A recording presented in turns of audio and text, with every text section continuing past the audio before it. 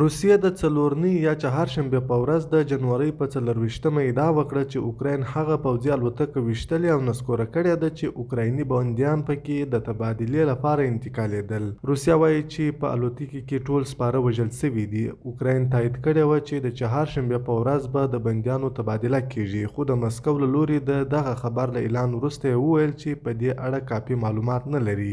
د اوکراین ولسمشر ولادیمیر زیلنسکي په دې اړه د نړیوالې پلټنې غوښتنه کړې ده. په ټولنیزو رسنیو کې په خپاره شوې ویډیو کې ښودل کیږي چې په بلګرود کې یوه لویه پوځي الوتکه غورځېږي او اور اخلي. د روسیې د دفاع وزارت وایي چې IL-76 الوتکې کې د اوکراین 65 عسکر چې په جګړې کې نیول شوي وو ناست وو. همدغه راز د الوتکې 6 چلوونکي او کارکوونکي هم پکې سپاره وو. د روسیې د دفاع وزارت ویلي چې په خارکیف کې د اوکراین میشتو سرتیرو په دغې ترانسپورتي الوتکو باندې 2 میزایل توغولي او دا پیښه یې تروریستي عمل بللی دی. د اوکراین د استخباراتو ادارې په یوې اعلامیه کې ویلي موږ لا دقیق او هر اړخیز معلومات نه لرو چې په الوتکې کې څوک سپاره وو او څومره وو. د اوکراین ولسمشر په خپلې ماښامنۍ وینا کې د روسیې دا ادعا نه رد کړې او نه هم تایید کړې، خو ویې ویل چې روسیه د اوکراین د بندیانو په ژوند، د هغوی د کورنیو په احساساتو او زموږ په ټولنې باندې لوبې کوي.